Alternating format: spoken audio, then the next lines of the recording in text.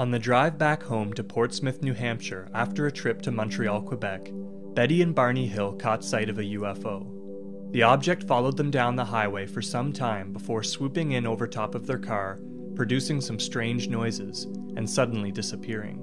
But when the Hills reflected on the sequence of events that night, they realized that more had happened than they'd remembered. After undergoing hypnotherapy, the couple recovered memories of being taken aboard an extraterrestrial spaceship and subjected to intrusive medical examinations. This was the first widely publicized UFO case in modern history to involve so-called missing time, and it brought the subject of alien abduction to a world audience.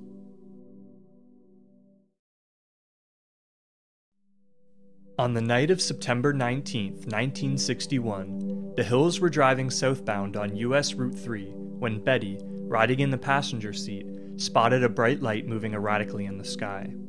The couple watched the light for an extended period of time and twice stopped the car to look at it through binoculars. They could see that it was a physical craft flashing red, amber, and green-colored lights, and it seemed as though it were trying to attract their attention. At one point in the drive, the object came swooping down over top of the Hills' car. Barney slammed on the brakes, grabbed his binoculars, and stepped outside the vehicle. The craft had descended to less than 100 feet above their car, then jumped over to an adjacent field and sat above the treetops. Barney grabbed his handgun and cautiously moved towards the object. He described it as being in the shape of a pancake, with a ring of windows along the outer edge and two small fins sticking out on either side. The entire craft was approximately 60 to 80 feet wide. Through his binoculars, Barney was able to see humanoid figures walking around behind blue-lit windows. He claimed that he then received some form of telepathic message instructing him to remain still. Convinced that he was about to be captured, Barney ran back to the car and, in a state of panic, warned Betty of the danger and drove away. But the Hills could not escape the craft. It caught up with them on the highway and started keeping pace with their car. The couple heard what they described as a series of rhythmic buzzing tones that seemed to bounce off the trunk of their car. Then, for reasons they could not explain, they ceased all conversation and continued on without incident until they heard a second series of buzzing noises further down the highway. At this point, the couple had trouble remembering what had happened over the previous 20 to 30 minutes. They vaguely recalled encountering a roadblock, making a sudden turn off the highway, and finding a large fiery orb on the road, but they could not explain how all these memories fit together. To add to their confusion, the couple later realized that the drive had taken 2 to 3 hours longer than anticipated. In the following days, the Hills made further inexplicable discoveries. The car trunk had a number of small, shiny circles on it that appeared to have magnetic qualities. Barney's shoes had been badly scuffed, and the leather strap on his binoculars had been cut. Betty's dress had also been cut in a number of places, and the hemline was torn on one side.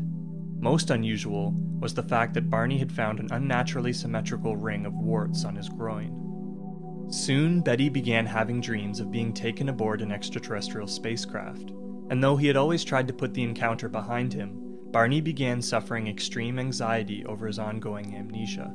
He contacted a local psychiatrist, and with Betty's encouragement, inquired about the possibility of hypnotherapy. His psychiatrist referred him to the office of Dr. Benjamin Simon, a prominent hypnotherapist in Boston. Over the next 6 months, Dr. Simon conducted a series of individual hypnotic and therapeutic sessions with both Betty and Barney. Simon had no interest in UFO stories and did not believe in extraterrestrial visitations. He approached the situation with an extremely critical eye and took great pains to prevent details of one partner's recollections from influencing those of the other.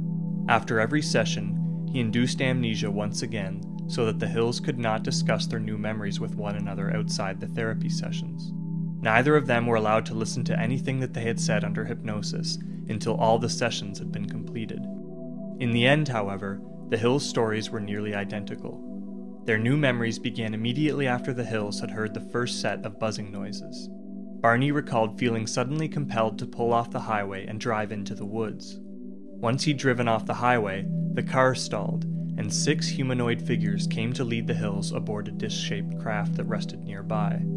The Hills were both complacent for reasons that they could not explain. Once aboard, the beings led the Hills into separate rooms and laid them down on empty tables. Both Betty and Barney were subjected to a series of invasive and at times painful procedures that focused on their reproductive systems. Somehow the beings were able to communicate with the Hills, and they offered them reassurance in times of pain. Still, the experience was overwhelmingly negative for both Betty and Barney. Dr. Simon often had trouble keeping them calm as they recalled the more traumatic moments of their abduction. By the end of the sessions, both Betty and Barney had come to believe that they had, in fact, been abducted by alien beings. Betty was able to recreate a star map under hypnosis that she claimed she had been shown while aboard the craft. Later researchers have used this map to argue that the abductors were extraterrestrial beings from the Zeta Reticuli star system. Dr. Simon, however, concluded that all abduction memories were subconscious fabrications inspired by the contents of Betty's earlier dreams. Nevertheless, he admitted that there were a number of inconsistencies between the two accounts and the dream narrative that he could not explain. The Hills is now considered a landmark case in ufology. It was not the first ever case of alleged alien abduction, but it achieved an unprecedented degree of media exposure. The Hills was also the first publicized abduction case to involve a period of so-called missing time. Dr. Simon's pioneering work on the Hills taught ufologists that hypnotic regression, when used responsibly, could help to recover missing memories, diagnose cases of alien abduction, and mitigate patient trauma. When UFO researchers began to specialize in abductions in the late 1970s, they used many of the same methods that Dr. Simon had successfully applied to the Hills. Though Barney passed away only 5 years after the termination of his therapy, he managed to overcome the symptoms of his trauma. After Barney's death, Betty became more heavily involved in the UFO community. She remained a proud advocate of UFO research until the day she passed away in 2004.